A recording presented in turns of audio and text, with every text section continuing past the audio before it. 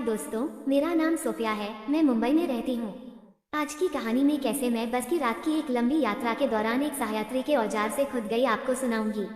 अभी मेरी उम्र 32 साल है। मेरी फिगर 34-32-36 की है। हाइट 5 फुट 2 इंच है।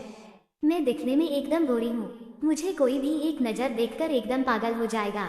यह कहानी तकरीबन 6 साल पहले की है, जब मैं 26 साल की थी। तब मेरी शादी हुए 2 महीने ही हुए थे। दरअसल हुआ यूं कि उस दिन मेरी नानी की मृत्यु हो गई थी, तो मुझे मेरे गांव जाना पड़ा। मेरे पति काम में बिजी थे, उस वजह से वो नहीं आ पाए थे। मैं अकेली ही चली गई थी। मुझे मुंबई से गुजरात का सफर करना था। जाने में तो मैं किसी तरह से पहुंच गई। जब मुंबई के लिए वापस निकली तब ये खुदाई बस में हुई थी। गुजरात से मुंबई जाने के लिए मैं बस का टिकट बुक करने गई तो सारी सीट फुल हो चुकी थी। बस एक लास्ट वाली सीट खाली थी। ये 2 जन के बैठने की सीट थी। बुकिंग ऑफिस में मुझसे बोला गया कि कोई यात्री मिलेगा तो आपके साथ इस सीट पर बैठेगा।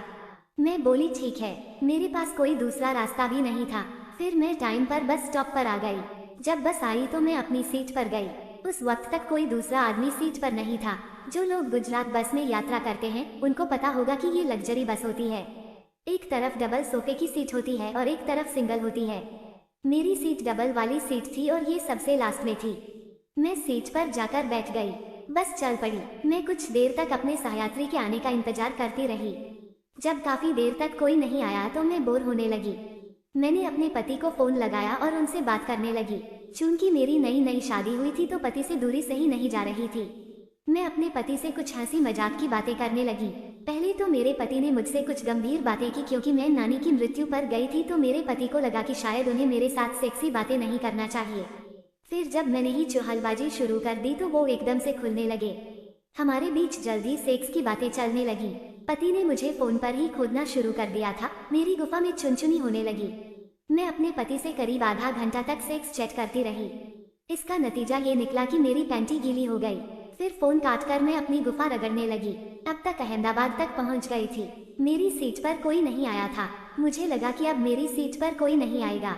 मैं पसर कर बैठ गई। उस समय रात के करीब 9 बज चुके थे। जब एक्सप्रेसवे से पहले एक छोटे से रेस्टोरेंट पर बस रुकी तो वहां से एक यात्री बस में आया। ड्राइवर ने उसको मेरी सीट पर भेज दिया। वो आदमी लगभग 34-35 की उम्र का था। मैंने उसे देखा। वो नाइट ट्रैक और टी-शर्ट पहने हुआ था। वो मेरी सीट पर आकर मेरे पास में बैठ गया। मैं विंडो वाली सीट पर थी।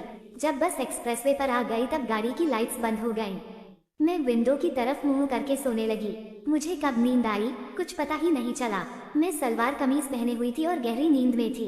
उस आदमी ने पहले क्या किया इसका मुझे कुछ याद नहीं, लेकिन पीछे से उसके टच करने से मेरी नींद खुल गई। मैं ऐसे ही लेटी रही। वो धीरे धीरे मेरी पिछवाड़े पर अपना औजार दबाते हुए आगे पीछे कर रहा था। मुझ पर उस समय वासना हावी हो गई थी और मैं कुछ बोल नहीं रही थी। वो भी पीछे से मेरी पिछवाड़े पर अपना औजार दबाकर मजा ले रहा था। कुछ देर बाद उसने एक हाथ मेरी कमर पर रख दिया और धीरे धीरे मेरी कमर को सहलाने लगा। मुझे भी मजा आने लगा था। मुझे उस समय अपने पति के साथ हुई सेक्स चैट याद आ रही थी और ऐसा लग रहा था मानो मेरे पति ही मेरे साथ सेक्स कर रहे हों। फिर उसने धीरे से अपने एक हाथ को मेरे संतरे पर रख दिया। मैं उसके हाथ को महसूस करने लगी। उसने धीरे से किसी हॉर्न के जैसे मेरे संतरे दबा दिया।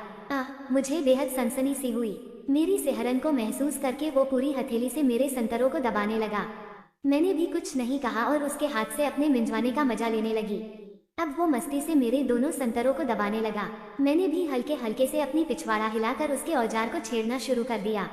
उसने भी थोड़ा हिलते हुए अपने औजार से मेरी पिछवाड़े को कुरेदा और दूसरे हाथ से अपना औजार नाइट ट्रैक से बाहर निकाल लिया। जितनी देर उसे औजार निकालने में लगी उतनी देर में मेरी बेचैनी बढ़ गई। अगले ही पल मेरी पिछवाड़े में वो अपना औजार दबाते हुए घुसाने लगा।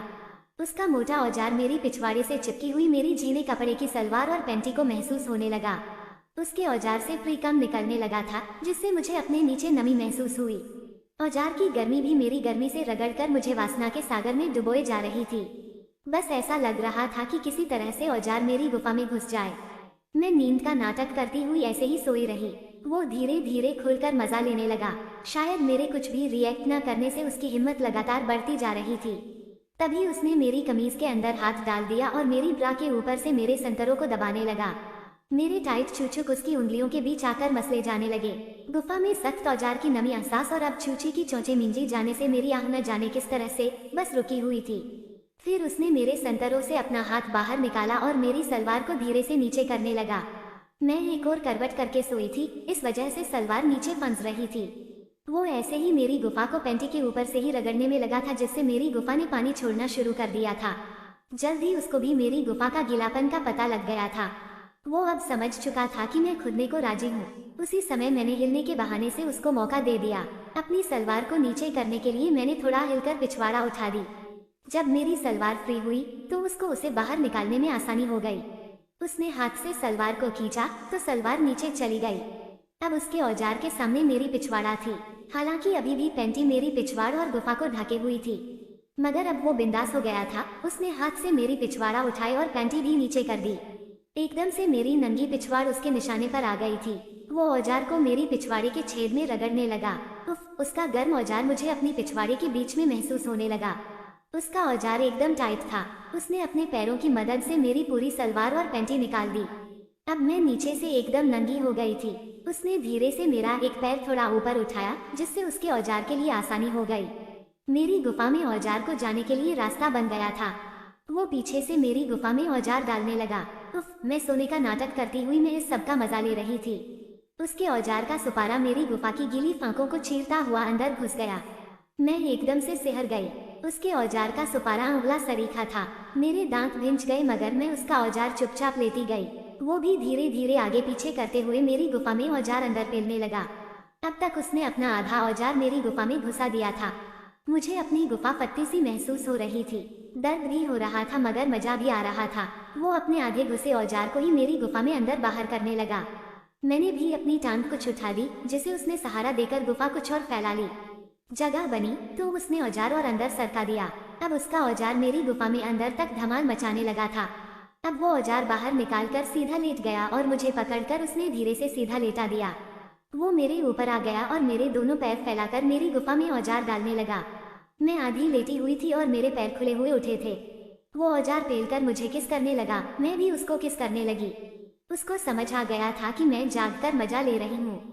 जैसे ही इस बात का खुलासा हुआ तो वो एकदम से जानवर बन गया। वो मुझे किस करते हुए खोदने लगा। अब वो बिंदास अपना पूरा औजार मेरी गुफा में पेलकर जोर जोर से खोदने लगा था।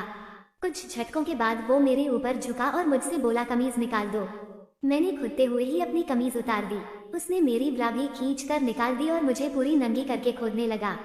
वो मुझे खोदते हुए किस करने लगा और मेरे संतरे दबाने लगा। उफ, मैं भी पागल हुई जा रही थी। तकरीबन 10 मिनट तक ढकापेल खोदने के बाद उसने औजार बाहर निकाला और मेरी गुफा के ऊपर ही औजार हिलाने लगा। मैं समझ गई कि वो झड़ने को था। उसने अपने औजार का पानी मेरे ऊपर ही गिरा दिया। अब वो साइड में लेटकर मुझसे पूछने लगा, तुम्हारा नाम क्या है? मैंने उसे अपना नाम बताया और उसने भी नाम बताया। कुछ ही देर बाद हम दोनों एक बार फिर से लग गए। उसने मेरे हाथ को उठाकर अपने औजार पर रखवा दिया। तब मैंने जाना कि उसका डंडा लगभग 7.5 इंच का रहा होगा। मुंबई पहुंचने तक हम दोनों ने बस में ही और 2 बार खुदाई की। आप लोग मुझे कमेंट्स करके बताना कि आपको मेरी खुदाई स्टोरी कैसी लगी।